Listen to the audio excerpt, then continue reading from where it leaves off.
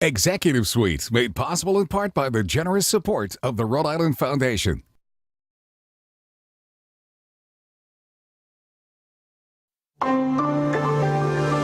Now, Executive Suites with WPRI.com reporter Ted Nesi.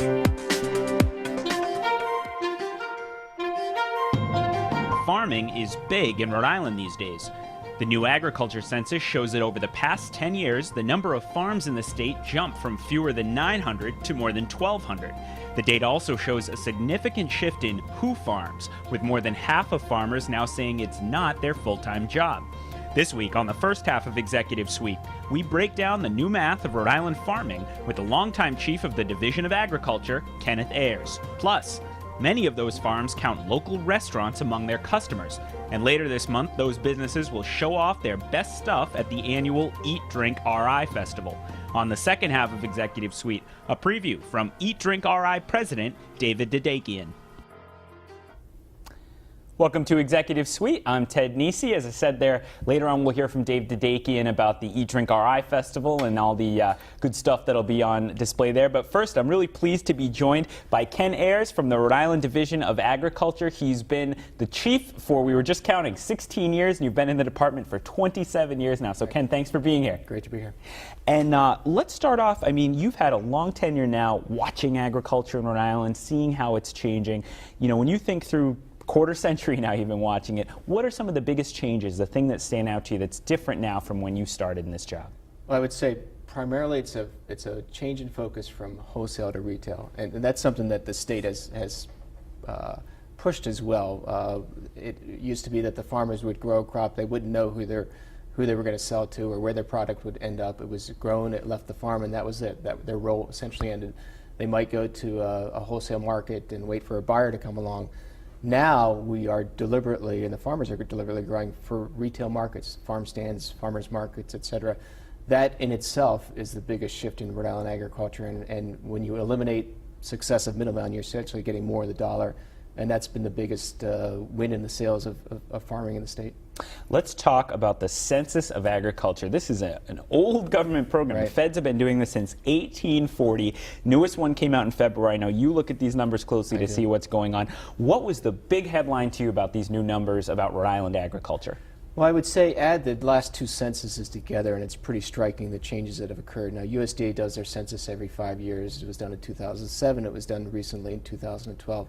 As you mentioned, the number of farms in the state has grown by almost 50% in that time span. And the acreage has increased as well. It shows the evidence of the fact that agriculture is resurging. And the land has grown, the acreage in farming has grown as well. So we're pleased by that. At the same time, we also see changes in the individual demographics of agriculture. It used to be that agriculture in the state was dominated by what we call the green industry or sod and nursery. Now it's more of a balanced ratio between food and sod and nursery crops, showing different trends. And I want to go through some of these numbers to give people sort of a window into farming and agriculture in Rhode Island, how it's changing. You mentioned the number of farms there. Most of that growth was in the first half of the last decade. Right. 2002 to 07, we had more than 300 new farms, only 24 from 07 to 12, much slower growth. I have to think the recession played a role in that. Would you say so? Definitely played a part of it. And USDA releases their census in two parts, and the second part, which will help us understand more of the current figures, comes out in a month from now. So in a sense, I think it's some decline in sod and nursery combined with some increase in food, balancing out to be an overall slower growth. And I think that's probably the reason for the smaller percentage growth over the past 5 years. And we saw that too in the crop numbers. You had $66 million about in 2007, right. Crop and livestock sales down to $60 million in 12, a $6 million drop. But you and I talked when these numbers came out.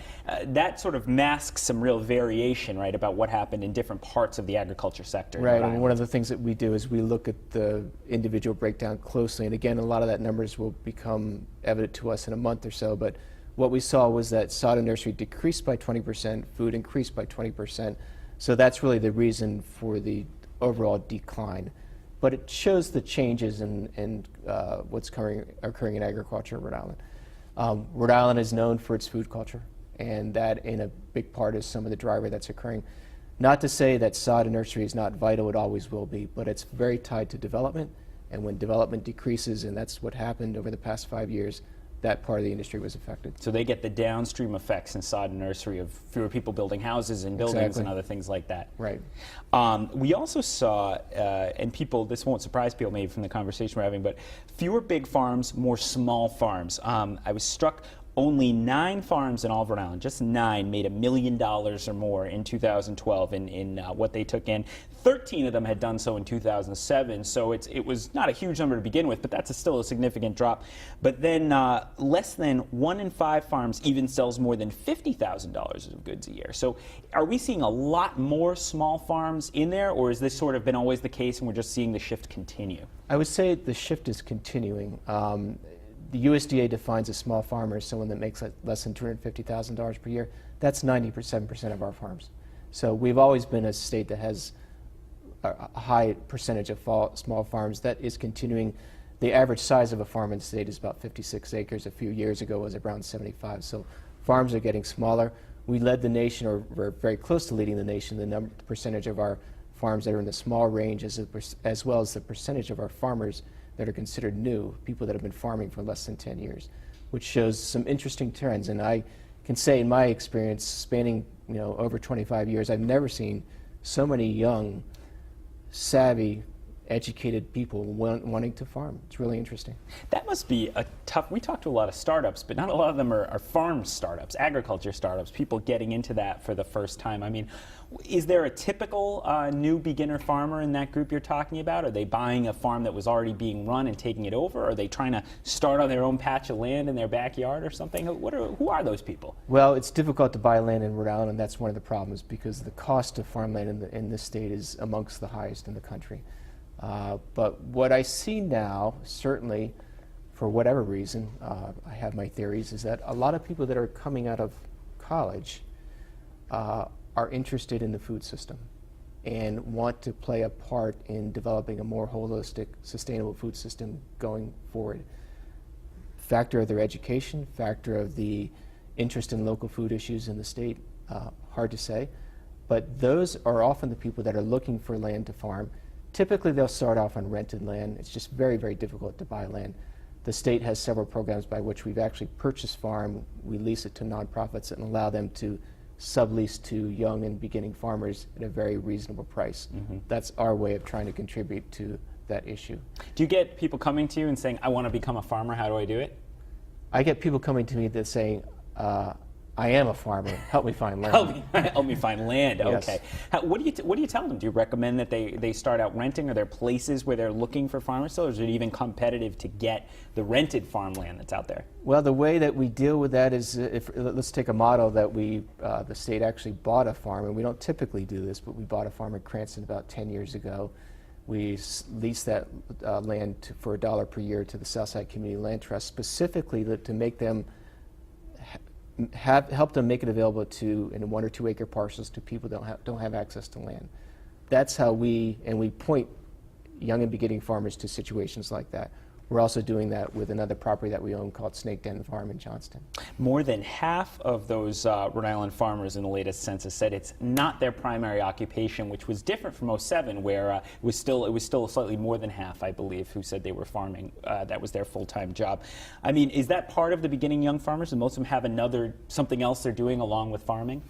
I think that's fairly typical. It's even actually typical for full-time farmers. I grew up in an agricultural family from southern New Jersey, and when they weren't farming for 9 months of the year, they would do other things. The income stream has to keep going. So it's not uncommon for farmers to work at other jobs. But certainly because we have such a high percentage of beginning farmers and small farmers, agriculture may not be their total source of income, and they have to do other things, especially when you're starting out. So I don't see it as uncommon in general, but perhaps more prevalent around because of the way that our demographics are. All right, we're going to take a break. When we come back, we're going to talk more with Ken Ayars about how farming in Rhode Island is changing and some ideas up on Smith Hill about how to change that. Plus, stay tuned for Dave Dadekian on the Eat Drink RI Festival. Stick with us on Executive Suite.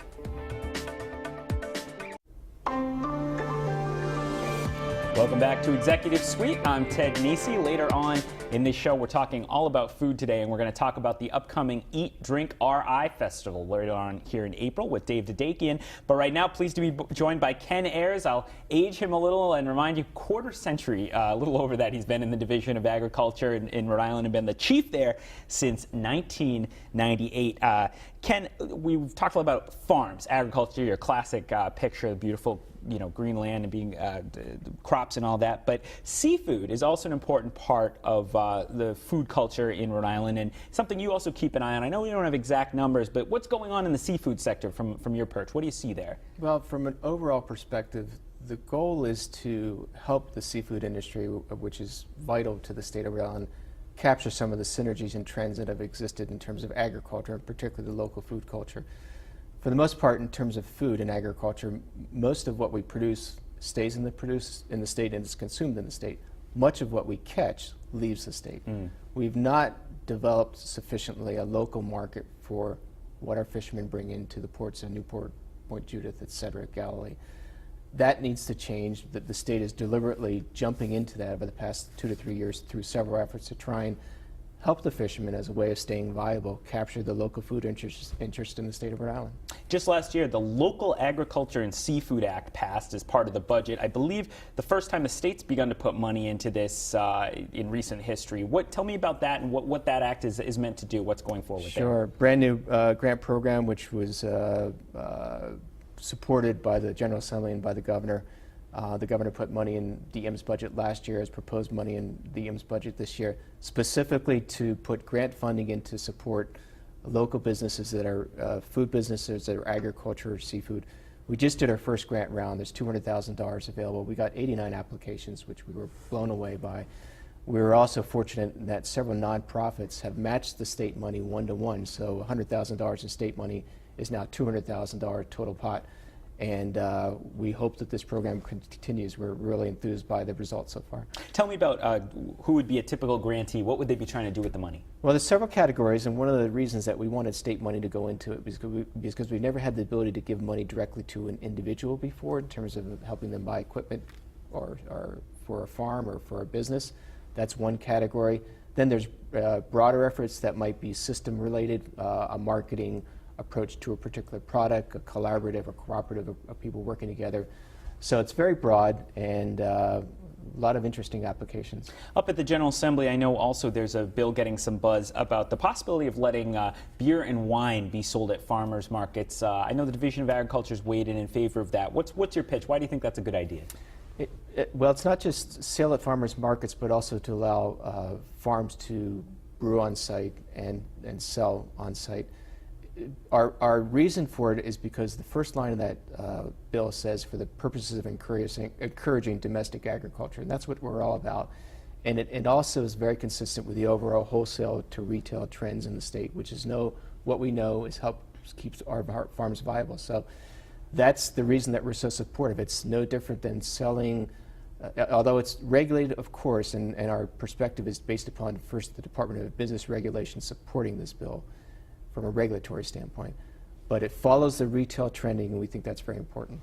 And there's also a green economy bond, only about 30 seconds left. Tell us about that, what that is. That's an overall bond that the Department of DEM authored, the governor supported. It has many components. Farmland preservation is part of it. Also, a new program to allow us to purchase and resell land back to farmers that's protected, with the goal of helping out young and beginning farmers. Many other components of that. Climate change is one of the issues that we're trying to get at through that bond, supporting the green economy in the state, which is worth 12,000 jobs in Rhode Island. All right, a good pitch. You got your stat in there at the end. I appreciate it. I want to thank you, Ken Ayars, for being here on the first half of the show. When we come back, we're going to hear about the Eat, Drink, RI Festival from Dave Dadekian, much more about local food coming up on Executive Suite.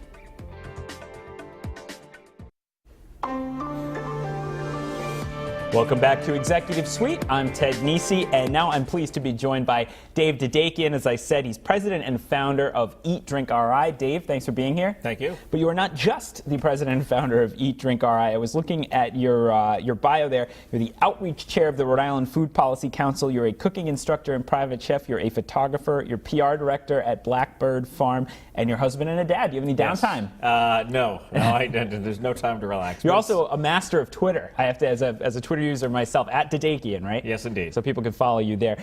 I want to first, Dave, give people a sense of what Eat Drink RI is. Not just we'll talk about the festival in a minute, but the website and what Sure. you originally founded. What was the inspiration for it, and what do you do there? Well, the inspiration was pretty basic. I've been doing food writing photography for a few years, and one of the chefs that I did a story for Edible Road, he said to me, "Hey, where's all the rest of the pictures and everything that you took? You know, there's like 6 in the magazine. Where's the other 30 or so?" And I said, I've got them at home. He's like, "Well, you should do something with them."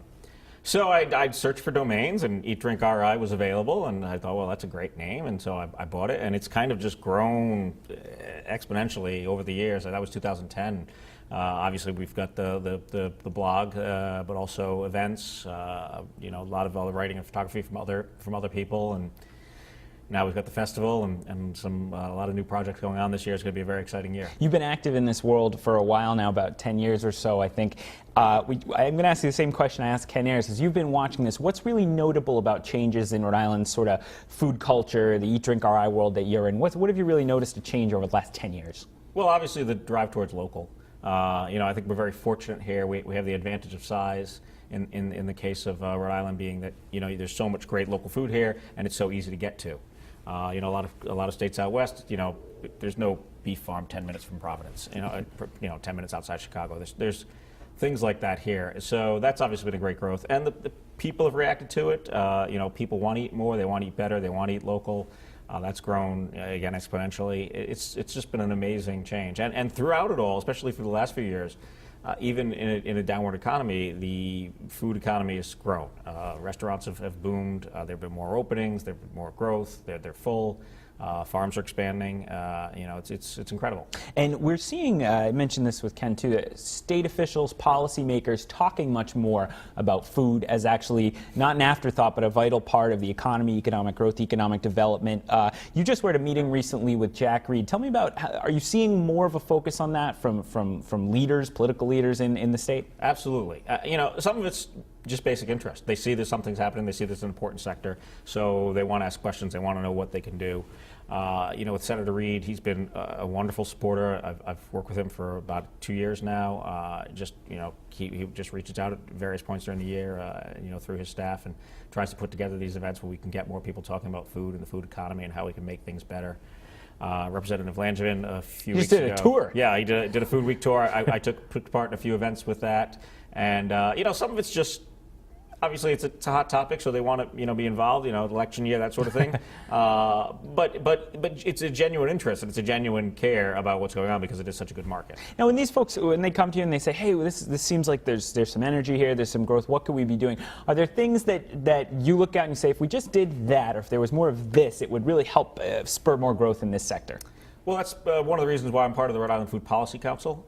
There's some local policies that we can change, like you mentioned one just a minute ago with Ken. There's a lot of others that are on the docket for this year. That will help food companies and food businesses grow. What comes to mind?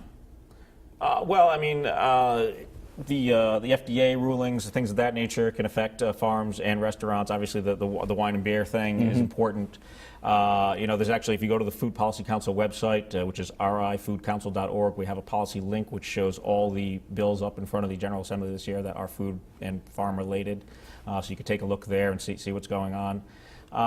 It's a matter of incremental moves with policy, and then on the business side, I think it's kind of, we're in a good position. People have to, build their own businesses, but I think it's a supportive environment. And let's talk about the Eat Drink RI Festival. I get a free commercial here.